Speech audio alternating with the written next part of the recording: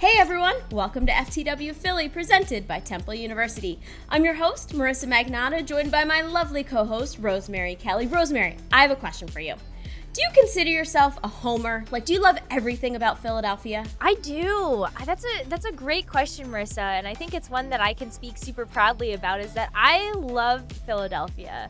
I'm so glad that I moved here. Me too. And the people, the places, and this episode is so Philly, it's amazing. We have a Philly CEO, we have a Philly native with the best name ever to announce, Super! And right off the bat, we have a Philly team who won $1 million recently. Why don't you tell us all about it? Thanks so much, Marissa. We're going to kick things off in local news. We've got Harrisburg's professional esports team, the Susquehanna Sonics, that won the PUBG Global Invitational S on March 31st in Incheon, South Korea. To give you an idea of just how large the scale of this tournament is, the team's communications manager, Luke Goodling, stated, "This event was the 9th biggest esports tournament in history, and the biggest first-person shooter tournament with a prize pool over $7 million. Over the course of 6 weeks, the Susquehanna Sonics played against some of the top PUBG teams. Winning the tournament netted the team almost $1.3 million. Let's go, Sonics!" Chicago has plans to build a $30 million esports stadium in Bronzeville, Chicago. The stadium is going to be 108,000 square feet and is set to host esports events in the evenings and on the weekends. There are plans to make the arena a more all-encompassing experience with a virtual reality hangout and restaurants. There are hopes that building the esports stadium in Bronzeville will push tourism in Chicago further south. Let's do a quick Valorant update. The Valorant Champion Tour Stage 2 has started, and open qualifiers for Challengers North America have just concluded. Please join me in congratulating the 8 qualified teams on your screens that will proceed to Challengers North America Week 1, happening this weekend.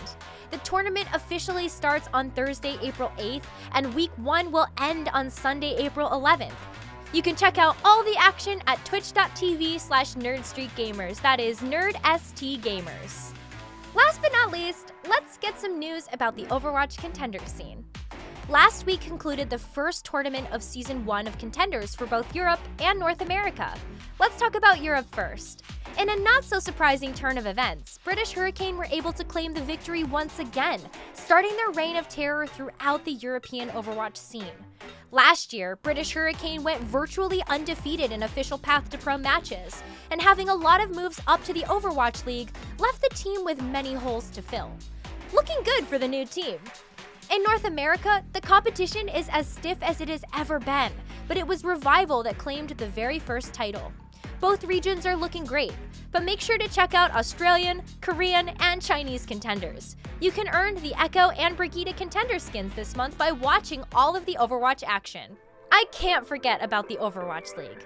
We have had some talent announcements recently, so I'm going to rattle them off quickly.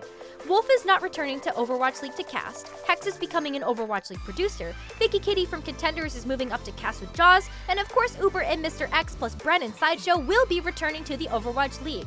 What's happening with Achilleos? No news yet, but you'll be the first to know. That's it for the esports headlines. What a great segue into talking with one of the players from the Overwatch League. From the San Francisco Shock, it's Super. Are you ready? The crowd was surreal. Ladies and gentlemen, It was crazy, echoing throughout the whole building. It's like you're literally at a sports game. You never think that I'm gonna be down there surrounded by the whole stadium. And then for what? Playing Overwatch? It doesn't make sense. Hey everyone, I'm Matthew Delisi, also known as Super. I play Overwatch for the San Francisco Shock Professional. Everyone's in the press room. I know, we can't go in there. Yeah, we can. Oh, I mean, with this on, I don't know. I've played video games basically a long time, right? But the first online game I got really big into was RuneScape way back in the day. So I must have been 3 or 4 years old. This is actually how I got my username. I was watching my brother play RuneScape, and I thought it looked fun, but I didn't know how to make an account. I didn't know how to do anything like that. So I asked him to make me an account, and the name he chose for me was Super757. And I just stuck with it.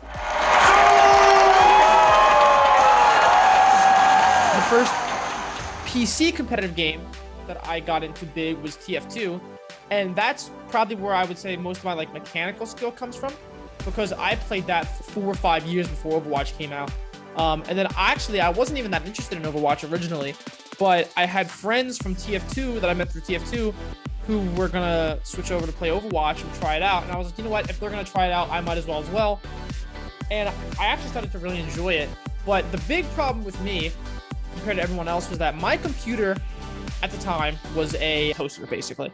I got 24 FPS average when I first started playing Overwatch. Not that great, especially in a multiplayer competitive game.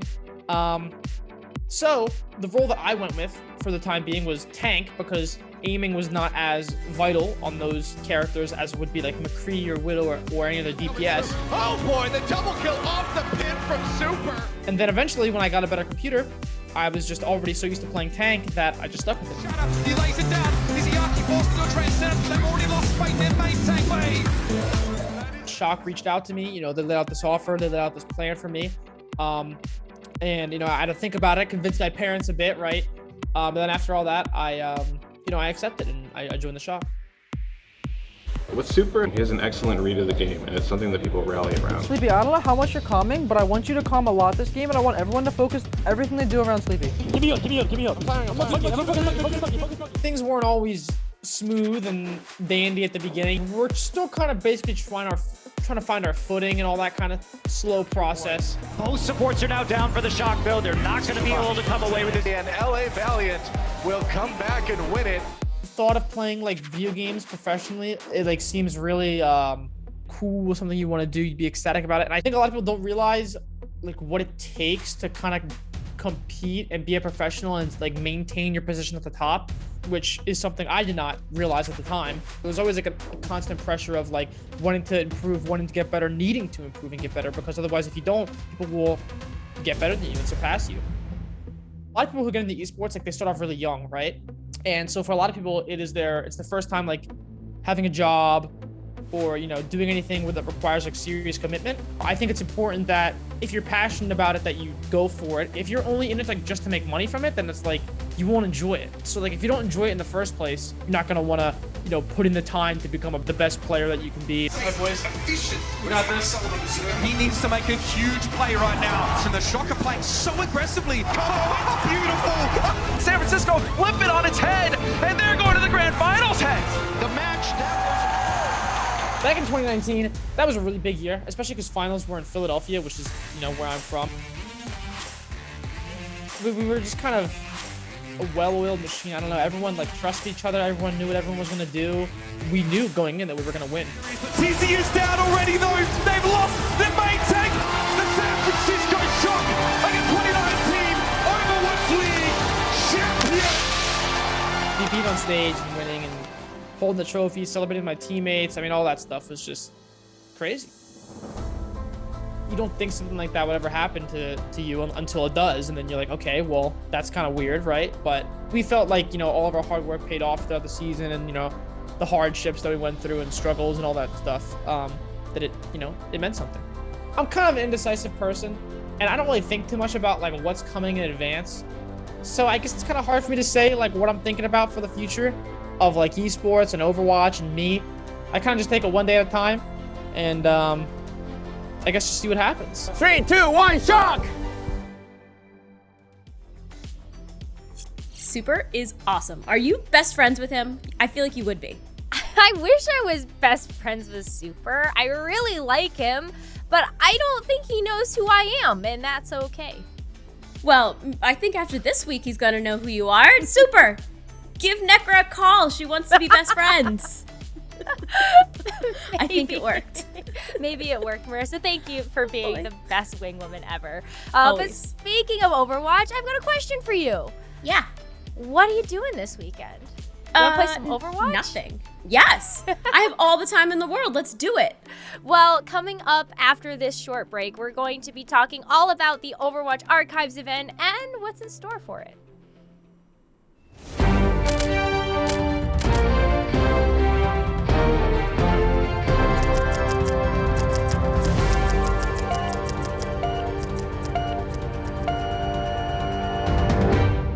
Welcome to Field of View with Nerd Street Gamers, your weekly dose of gaming news.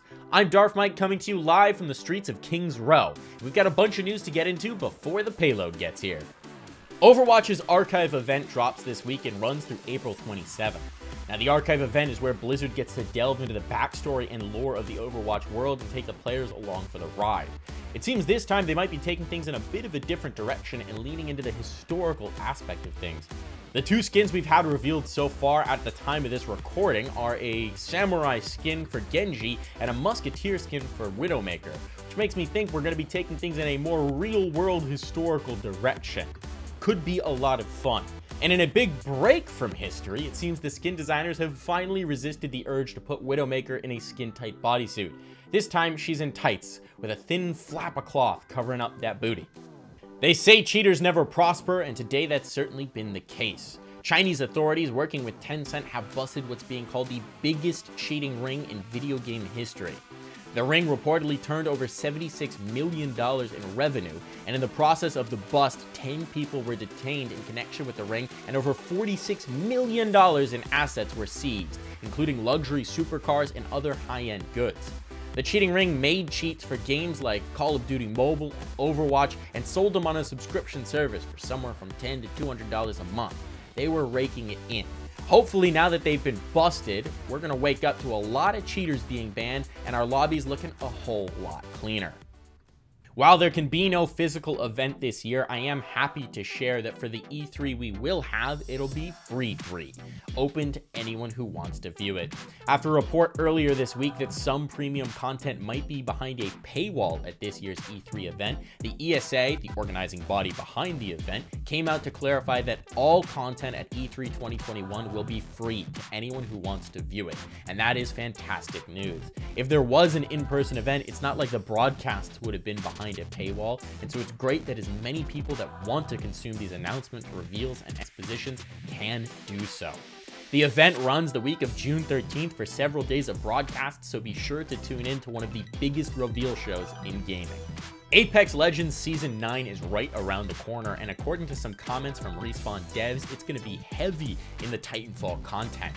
We've known for a while that Titanfall and Apex Legends exist in the same universe, but for the most part it's just been little winks and nods from the developers and characters' backstories and details in the events that have tied the games together. It seems like this time we might get some more heavy-handed content. We don't know exactly when Season 9 is coming. Season 8 ends on the 3rd of May, so it should be soon after that, and we don't know what this content's exactly going to look like. Are giant robots going to start falling out of the sky? Are characters going to start running on walls? I don't know, but if you're a fan of Titanfall, it should be a good time. A copy of Super Mario Bros. For the NES has sold at auction for $660,000, making it the most expensive video game collectible ever sold. Now, why was this particular cartridge worth that eye-popping price? Well, it was purchased as a Christmas gift and then put in an office drawer, so it's basically been untouched for all that time. It's still sealed in a plastic wrap, it still has its store tag on it, and better yet, it's from a low-print run.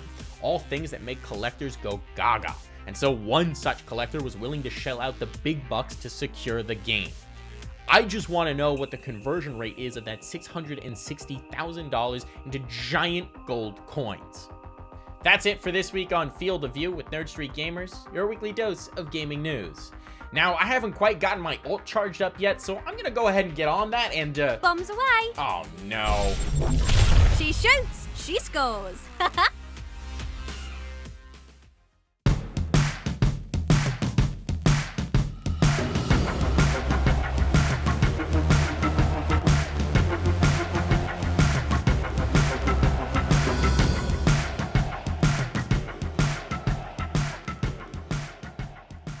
Joe, man, thank you for being here today, man. I'm glad to have a conversation with you about, the future of esports here in the US, but also some of the things that we want to address.